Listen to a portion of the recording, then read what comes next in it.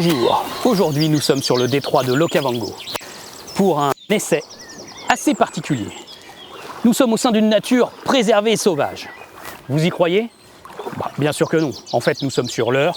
On a juste emprunté un canoë pour illustrer l'essai d'une moto de baroudeur, la Moto Guzzi V85 TT Travel.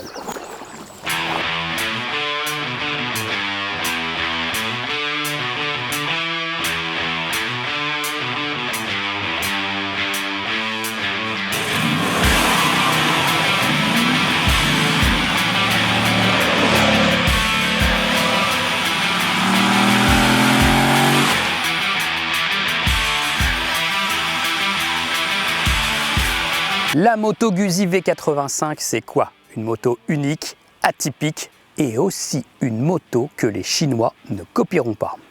Et il faut dire que la V85 représente une vraie réussite commerciale pour Moto Guzzi depuis l'an passé. Et c'est ce que l'on remarque tout d'abord sur ce trail plutôt classique, aux allures délicieusement rétro, c'est sa ligne, elle est pleine de caractère. Cette déclinaison Travel que vous avez devant les yeux, c'est tout simplement une version suréquipée d'origine de la V85. Il vous en coûtera 13 049 €, soit 1150 à 1350 € de plus que la V85 standard. Pour ce prix, vous avez une bulle plus haute, plus large, qui protège évidemment davantage. Elle est légèrement réglable depuis un point bas en inclinaison, mais ça ne change pas fondamentalement la protection. Vous avez le droit aussi à des feux additionnel, longue portée. C'est vrai que ça éclaire mieux la nuit et surtout ça va vous permettre d'être mieux vu. Un coloris exclusif mais aussi un coloris unique. Certains s'en plaindront. Des poignées chauffantes montées de série, ça fonctionne pas mal, mais ça n'est pas aussi efficace que les poignées chauffantes de chez BMW. Une selle différente, plus confortable que la version standard, des valises latérales de série et bien sûr l'accès à l'application Moto Guzzi My Ride. Au sujet de ces valises, il faut reconnaître qu'elles ont une belle ligne. Elles ne gâchent pas l'allure générale de la moto, c'est un bon point. Côté encombrement, on parvient à se faufiler avec ces valises, donc c'est plutôt bien au niveau de la largeur. Elles fonctionnent avec la clé de contact. Point de clé supplémentaire, c'est tant mieux. Elles sont assez faciles à déposer et à remettre en place. Attention toutefois, cette Moto Guzzi V85 TT Travel ne comporte qu'une béquille latérale, pas de béquille centrale en option. Donc vaut mieux enclencher la première quand on remet les valises parce que la moto peut tanguer un peu sur sa béquille. Côté volume de chargement, à cause de l'échappement, il n'y a qu'une seule valise qui peut accueillir un casque intégral. Côté hauteur de selle, c'est 830 mm et elle n'est pas ajustable en hauteur. Donc pour poser vraiment les deux pieds à plat au sol, il faut plutôt faire 1,75 m. Avec 1,70 m, vous êtes un peu limite. En revanche, l'ergonomie hyper agréable. Là, on a un super contrôle de la moto. Le guidon, il est parfaitement dessiné. Et puis les repose-pieds ne sont pas trop reculés comme sur une Yamaha Tracer par exemple. La selle, elle est suffisamment longue pour pouvoir se reculer à bord. Donc pour les grands, c'est impeccable. Et puis finalement, on n'aura pas les genoux qui viendront taper contre les culasses de ce moteur.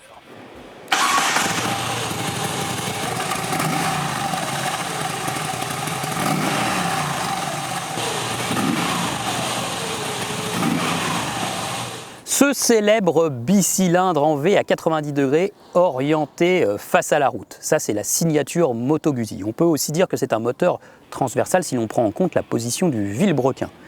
Voilà, c'est un célèbre moteur chez Moto Guzzi. Il faut savoir qu'il a d'abord été utilisé sur un triporteur, une mule, un engin utilitaire chez Moto Guzzi, avant que l'on se décide à Mandello de l'adapter sur une moto. C'était sur la première V7 à la fin des années 60. Aussi, les jeux de mots de caractère agricole lui ont souvent collé aux culasses. Comme le flat twin de BMW mais avec des culasses qui pointent vers le ciel, ce bicylindre en V possède l'avantage de facilement être refroidi en roulant, de par sa disposition. Ça permet aussi de bien intégrer l'alimentation au centre du moteur, donc c'est aussi un autre avantage. Bien sûr, il y a des inconvénients, il est exposé par exemple en cas de chute notamment. Il peut poser aussi quelques petits problèmes en termes d'ergonomie, on l'a vu avec des tibias ou des genoux qui peuvent être gênés par les culasses. Finalement, ça arrive rarement, on le voit sur les Moto Guzzi. Par contre, il est plutôt accessible d'un point de vue mécanique et de toute façon, c'est une mécanique relativement simple pour les techniciens.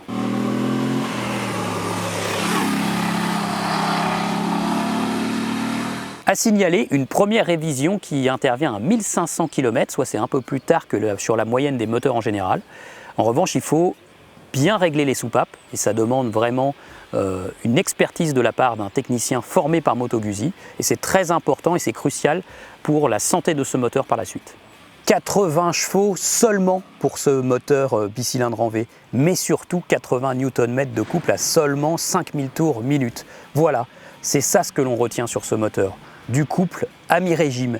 Plutôt que des performances ultimes, c'est surtout de l'agrément aux allures légales. Ça, c'est le vrai point fort de ce moteur. On se laisse bercer par son caractère, le léger grondement de l'échappement, le ronflement de la boîte à air, le léger claquement de la transmission par cardan.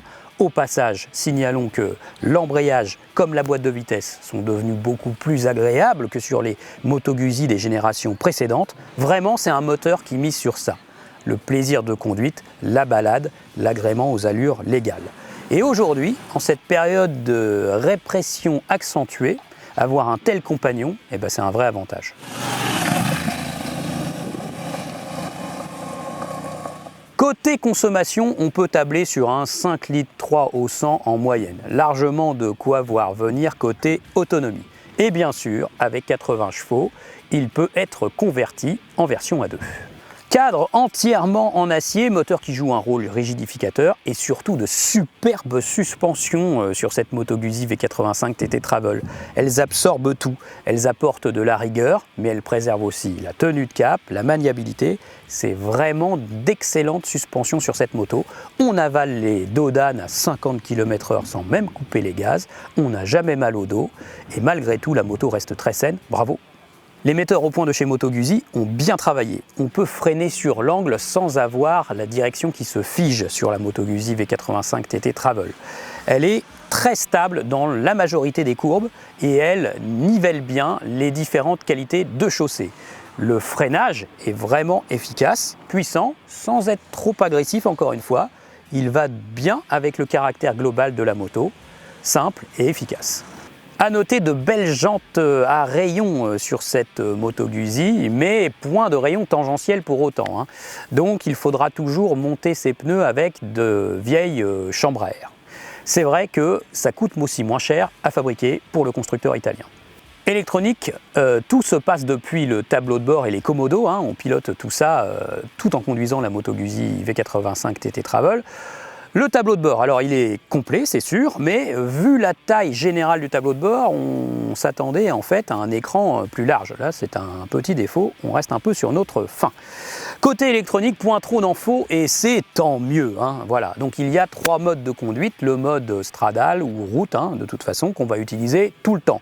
Il y a aussi un mode rain qui ne sert strictement à rien vu la douceur générale du moteur. Et puis un mode plus enduro où l'ABS va notamment se déconnecter à l'arrière automatiquement. Et puis il y aura de toute façon toujours la possibilité de déconnecter l'anti-patinage ou l'ABS comme on veut en rentrant dans les menus du tableau de bord. Vous l'aurez compris, cette moto, elle est atypique. De toute façon, une Moto Guzzi, c'est atypique, c'est singulier, ne serait-ce que par la signature mécanique. Et c'est aussi sans doute pour ça que les nouveaux industriels chinois qui arrivent dans le monde de la moto et notamment en Europe ne vont certainement pas copier cette moto. Et c'est tant mieux. Ce qui est fait à Mandello Delario reste à Mandello Delario. Alors cette V85 TT Travel, elle n'est pas franchement rationnelle, pas plus qu'une autre moto, elle est plutôt passionnelle. On craque dessus, uniquement pour sa ligne, pour son charme à la conduite. Les performances, elles sont reléguées au second plan sur cette moto. Mais c'est aussi un argument aujourd'hui. On roule avec elle pour le plaisir de rouler, pour son agrément général. C'est ce qui fait sa force à cette moto. 13 049 €, compte tenu de son équipement, ça fait une moto plutôt complète, c'est plutôt bien placé sur ce marché. Petit avis de la station supplémentaire, elle est homologuée Euro 4 mais elle est déjà un peu prête pour Euro 5. Mais que va-t-il se passer l'année prochaine sur ce moteur refroidi par air avec cette nouvelle norme? Elle pourrait perdre encore en saveur. Peut-être qu'il faudrait que vous vous dépêchiez si vraiment vous la voulez. Allez, ciao tutti!